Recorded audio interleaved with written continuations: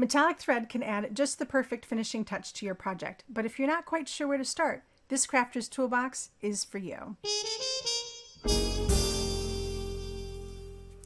I'm going to start these techniques from easiest to hardest, so we'll start by just adding some lengths of the metallic thread onto the background. And this is very simple. I just need some washi tape and my background panel and my metallic thread. So I need to decide where I want it to start, and I'm going to just tack it down with some washi tape, and of course making sure that that isn't going to show through.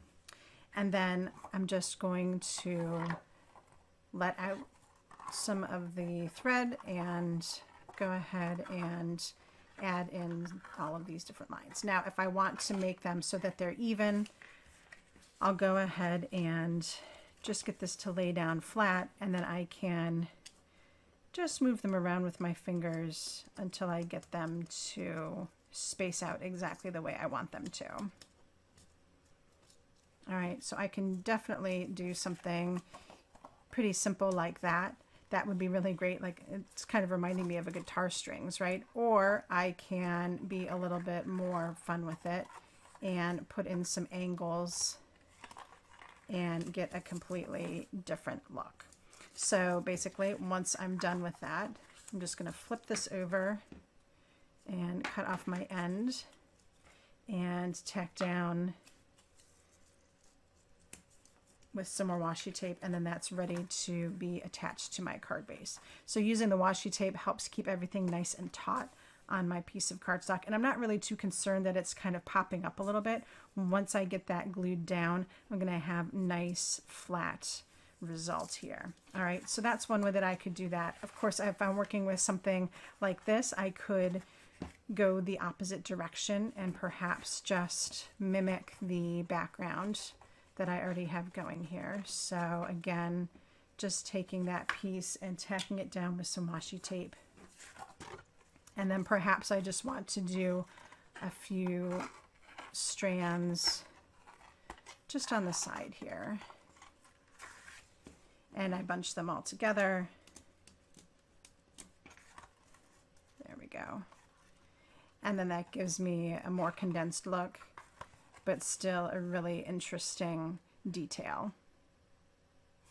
All right, so again, going ahead and snipping that off and attaching it down with some washi tape. All right, so adding in these lengths of gold metallic thread is not difficult to do. All right, the second technique is adding the messy bunch of thread behind an element. And this takes just a little bit more skill. And again, it's not too difficult, but you need to have the right tools. So I like to use either the sticky squares or glue dots.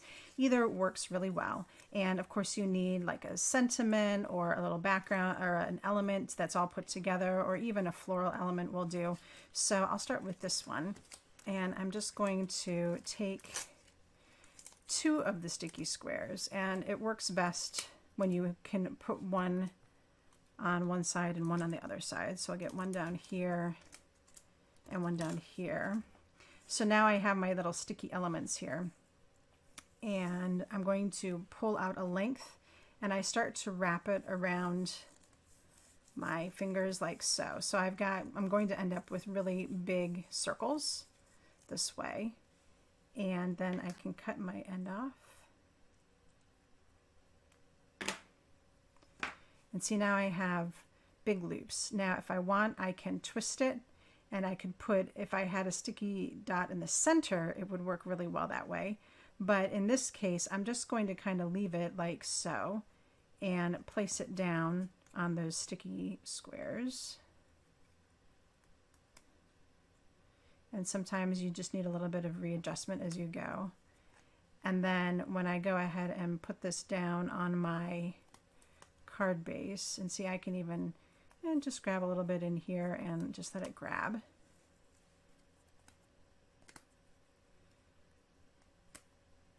And then when I put it down, I end up with that kind of look. Now, if I wanted to do something more like the figure 8, let's do that on the back of this one. I'm just going to put one sticky square in kind of in the center here. And again, I'm going to take some lengths, pretty large ones.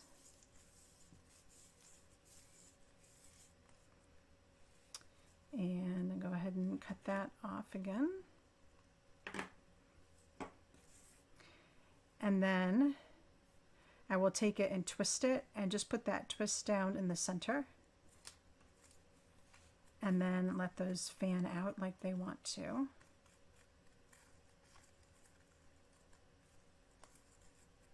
Okay, so I've got it fanned out. And then sometimes these little ends come undone, so I just grab them and pop them right back into the sticky square. And then if I put it down, that's the kind of look I will get, because I'll have some loops at the bottom and then some loops at the top here, and then they're coming into the center. All right, so then the third one is this large piece, and I probably will put, let's try doing 3 on here. This is kind of a large element, so sometimes you put a few down and then you realize that you need to add a few more. So I'm going to try some in the opposite corners here, and then I'm even going to put one in the center. It is going to get glued down, so you really can't have too many of these because it's just going to help it stick in the end. And then I'll put a 5th one here. So I have them in the 4 corners and one in the center as well. And you can work from the back if you want. I just find that it's easier for me to wrap it around my hand. Some people like to take it and structure it around all the little sticky spots that they've created and kind of work it that way. Okay, so cut that. And see how this is really kind of too small. So I can go ahead and just start to loosen it with my hands here and see how far I get. If I feel like I'm not really going to get that to loosen up at all, I can just go ahead and try again. So really big hand this time. See how big I have my hand spread out? And that gets all those wrapped around. And then I can start kind of sticking them down. And if I feel like I don't have enough, I can always cut more thread and add more in. So some of those went ahead and touched down in the center. That's fine. This really is a very loose form. You don't want to make it look too perfect or contrived, because then it's just kind of noticeable that the loops are too perfect and things like that. And sometimes you don't want to have too much on here either. So let me grab that one there. Kind of pull it down a little bit. There we go. Let's see what we've got going on in the front here. Okay, so I have a few little loops that have come out on this side, which actually looks quite nice, and then some up here. So let's see if I can get these to flatten down a little bit. Because actually I do like the way this turned out. It looks really crummy on the back. I'll be honest with you. See, look how crummy that looks. But when I flip it over,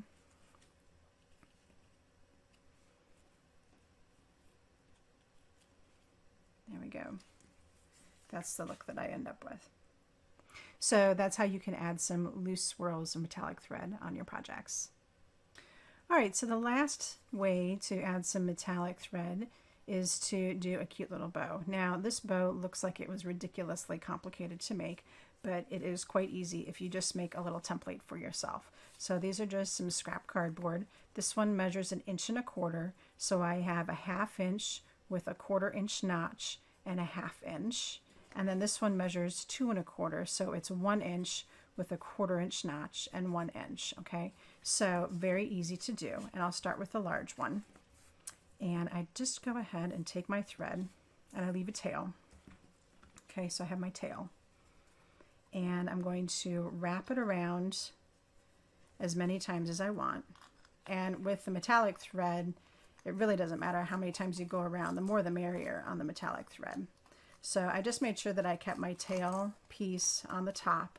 And now that I'm finished wrapping it around, I've got this top piece and it's still on the top as well.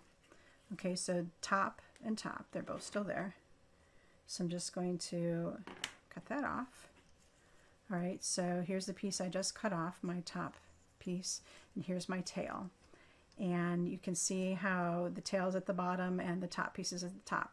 I'm going to bring them across so that they tie into each other and basically lock. So now I've got my tail is at the top and my top is at the tail. All right, I'm going to push this through my hole at the bottom. Come on.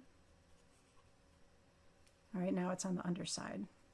And now I'm going to flip this over. And I'm going to tie these two together.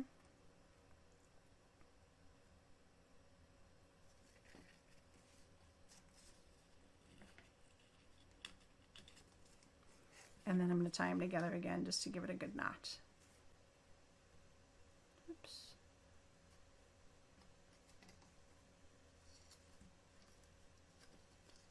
All right, so my hole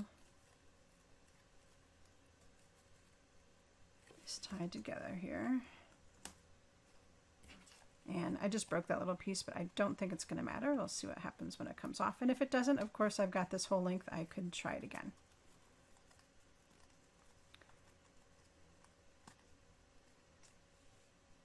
All right, and there we go. I've got a bow. Now this is kind of crazy because it's got the longer tails. So let's try it with the smaller one, and we'll end up with a little bow like this. So again, I've got my tail, and I've left a little bit extra. I'm going to go around a couple times, and again, I'm on the top. So stop and trim. There we go. All right, so again, these guys are going to cross each other, and then the bottom, this is going to go through the hole here.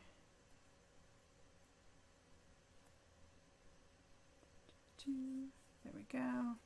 And then the top one comes through the slit at the top, and then I can just tie them.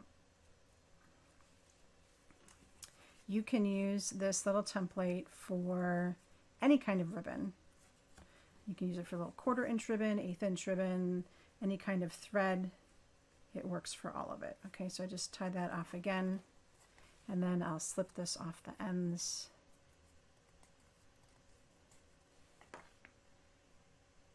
And I've got the perfect little bow. All right, so that is all the great ways that you can add some metallic thread to your projects. I hope you enjoyed these techniques that help you add a little bit of detail to your projects and makes your metallic thread a little bit more versatile in your craft stash. If you like this video, don't forget to subscribe and ring the bell so you'll get notifications when I have new content. Thank you so much for stopping by today, and until next time, happy crafting.